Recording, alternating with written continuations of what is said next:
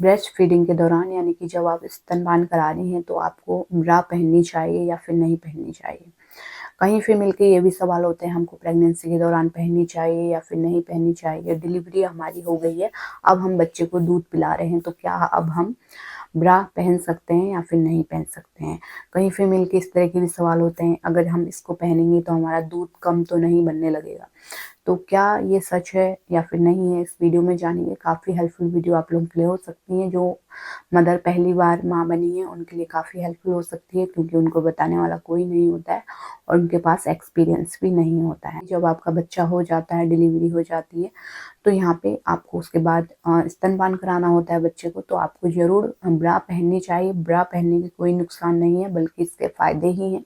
लेकिन जो ब्रा है आपको अच्छी क्वालिटी की सिलेक्ट करनी है और मैटरनिटी ब्रा आपको सिलेक्ट करनी है, और वो कॉटन की होनी चाहिए, ना कि फैंसी ब्रा आप खरीद रहे हैं। ऐसा ना करें, क्योंकि इससे आपको भी प्रॉब्लम होगी और आपकी नसें दबेंगी, तो यहाँ पे आपका दूध है वो भी कम बनेगा, है ना।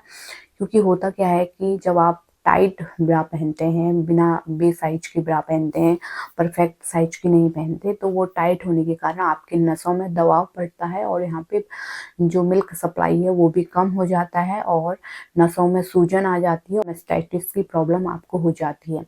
तो इसलिए उनमें सूजन ना हो, एक परफेक्ट साइज की मैटरनिटी ब्रा पहने। मैटरनिटी ब्रा आगे से ओपन हो जाती है। जब भी आप बच्चे को ब्रेस्ट फीडिंग करा रहे हैं, आपको पीछे से नहीं खोलना पड़ेगा, आपको जस्ट आगे से खोलना है। डबल लेयर उसमें होता है और प्योर कॉटन की होती है मैटरनिटी ब्रा। वो आप प्रेगनेंसी के दौरान भी पहन सकते हैं, क्योंकि काफ़ी हैवीनेस और निप्पल में पेन आपको रहता है, तो क्योंकि वो काफ़ी सपोर्टिव होती हैं, तो वो आप पहन सकती हैं और उसको आपको पूरा नहीं खोलना पड़ेगा, जस्ट आगे से खोलिए और बच्चे को ब्रेस्ट फीडिंग आप आराम से करा सकती हैं, कोई नुकसान आपको नहीं होगा। लेकिन अपने साइज का ज़रूर ध्यान दें। प्रेगनेंसी के समय या फिर डिलीवरी के बाद आपका जो साइज है, डिलीवरी के बाद या फिर प्रेगनेंसी में आपका जो साइज है ब्रा का वो बढ़ जाता है, क्योंकि ब्रेस्ट में आपका दूध बनने लगता है ना। हैवीनेस, भारीपन उनमें आ जाता है, तो यहाँ पे आपको एक नंबर बड़ा करके आप ले सकते हैं, इस तरीके से ले सकते हैं। ऐसी ब्रा ही आप सेलेक्ट कीजिए जो कि आपको परफेक्ट रहे, ना ज़्यादा टाइट रहे ना ज़्यादा लूज रहे। अब बात कर लेते हैं जो महिलाएं नहीं पहनती हैं ब्रा या फिर रात को खोल देती हैं, बच्चे को बार बार फीड कराना पड़ेगा करके, तो उन महिलाओं के जो ब्रेस्ट हैं वो लटकने लगते हैं, सैगिंग उनमें आने लगती है और मजबूती उनमें नहीं रहती है, और पेन तो रहता ही रहता है। और जो डिस्चार्ज है, कई बार क्या होता है कि निप्पल डिस्चार्ज हो जाता है, दूध निकलने लगता है एक्स्ट्रा, क्योंकि बच्चे को तो भूख उतनी नहीं होती है और ब्रेस्ट में आपका दूध भरा रहता है, तो वो बाहर निकलने लगता है। तो उसका भी आपको डिसएडवांस हो जाता है कि जो आपके कपड़े हैं वो ख़राब हो जाते हैं।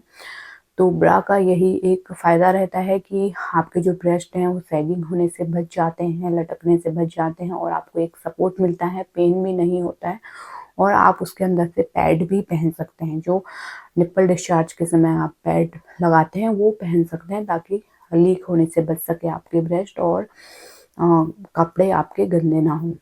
तो इस तरीके से ज़रूर आप प्रेगनेंसी के दौरान भी और डिलीवरी के बाद भी, ब्रेस्ट फीडिंग के दौरान भी ब्रा पहन सकते हैं, लेकिन परफेक्ट साइज का ध्यान रखिए और मैटरनिटी ब्रा ही खरीदिए और कॉटन की होनी चाहिए। फैंसी ब्रा आप अवॉइड कीजिए। तो उम्मीद करती हूँ वीडियो आपके लिए हेल्पफुल रही होगी। कोई भी डाउट है तो नीचे कमेंट में लिखिए, और इसी तरह के हेल्पफुल वीडियो आगे भी देखते रहने के लिए चैनल को जरूर सब्सक्राइब कीजिए। Thanks for watching.